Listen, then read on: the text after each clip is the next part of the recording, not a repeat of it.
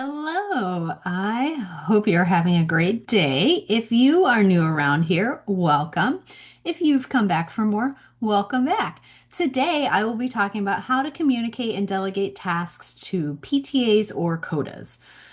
I remember when I was in PT school, I learned what I could delegate to PTAs, but I wasn't really taught what to say or how to delegate those tasks, especially doing this as a new grad to a PTA who significantly had more experience than me.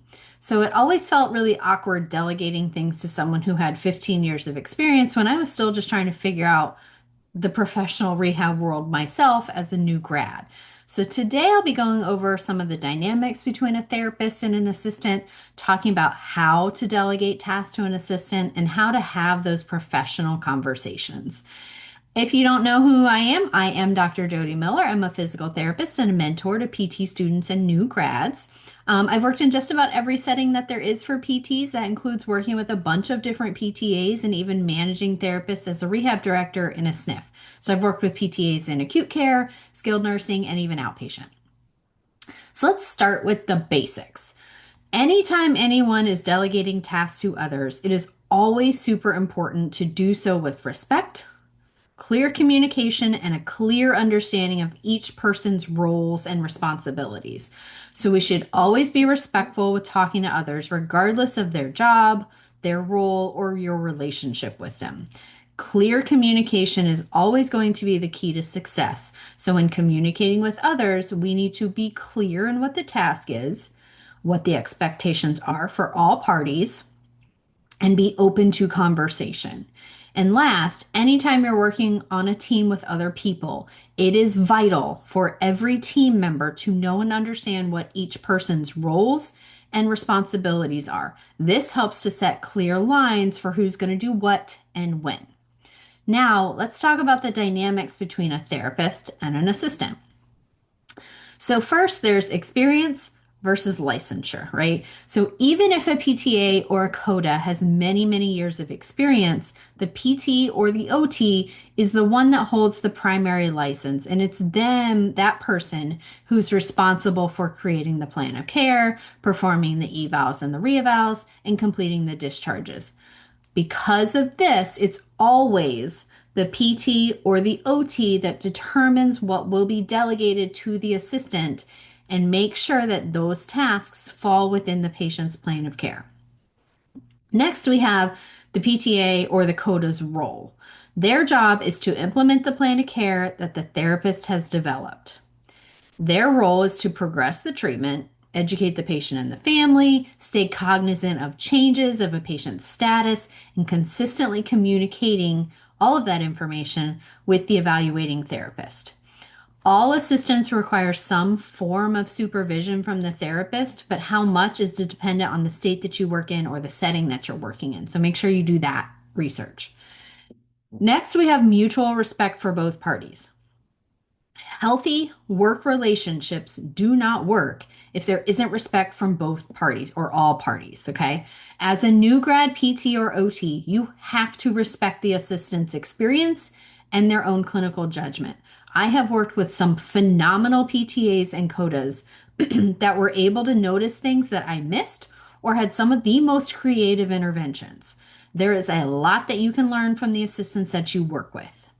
And likewise, the assistants have to respect the therapist's license and their role as decision maker for that patient's plan of care. Last, there's the new grad's perception of being bossy. Okay, so this often comes from a lack of confidence on the side of the therapist, especially if that therapist is a new grad. So it can also come from not understanding everybody's roles. So when you look at a delegation conversation, when you kind of view that conversation as a collaborative conversation instead, it becomes a more productive conversation and it can feel significantly less bossy. So it's also part of your job as the therapist. The assistant expects you to guide them on the plan of care. Most of them understand that role. So if you can remember that as the therapist, especially if you're a new grad, it can also make the delegation feel less bossy. Okay, so now let's talk about some effective delegation strategies. So, when it's time to hand over a patient to an assistant and it's time to have the conversation about how you'd like that treatment plan to go, it can be helpful to remember all of these things. Okay. First, be prepared. You know the patient, you've developed the plan of care and the goals. Be clear when communicating this to the assistant. It should always be clear in your documentation. If your documentation is clear, then there really shouldn't be any questions from the assistant. But if you want to highlight specific things about the patient, kind of give them the Cliff's Notes, right? If you want to do that about the patient in your plan, you can do that during the conversation. Just simply be clear on what you want them to focus on during the treatment sessions. I've, I always just made sure to kind of highlight the precautions, any major points that came up during the eval that I really wanted the PTA to know. Okay. Next, just communicate clearly. Okay. Anytime you're communicating with anyone, just be clear. You don't need to try to sound smarter or better because you have the doctorate degree, right? Just state the facts and be specific about what your focus is for the patient. That's all you have to do. Communicate clearly, okay? Remember to make the conversation collaborative. Instead of saying, I want you to do X, Y, and Z, try saying, when either of us is working with Mrs. Smith, let's focus on X, Y, and Z. Or based on how they're doing, what do you think about doing X, Y, and Z with Mrs. Smith? Or do you have any ideas or thoughts about what we can do with Mrs. Smith? Okay. So a collaborative conversation always allows the assistant, especially one that has more experience than you, to contribute to the plan of care for that patient. Okay. This also helps you come off as less bossy and it lets the assistant lean on their prior experiences. Okay, let them do that.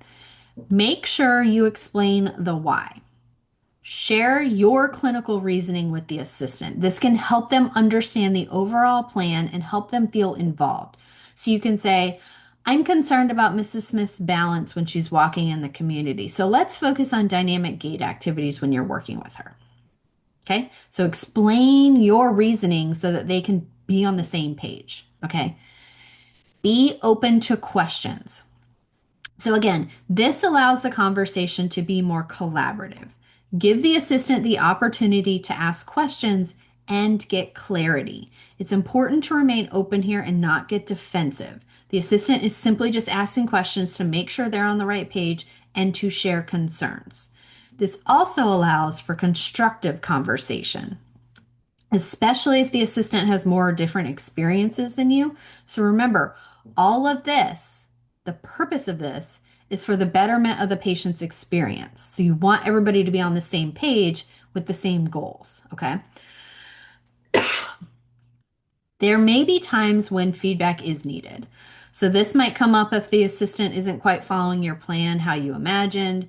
This typically happens during new therapist to assistant relationships. So when they're both learning how each other operates as a therapist, and trust me, each therapist and each assistant treats and functions differently. So there is always going to be a learning curve for both parties when you're working with multiple therapists and multiple assistants, okay?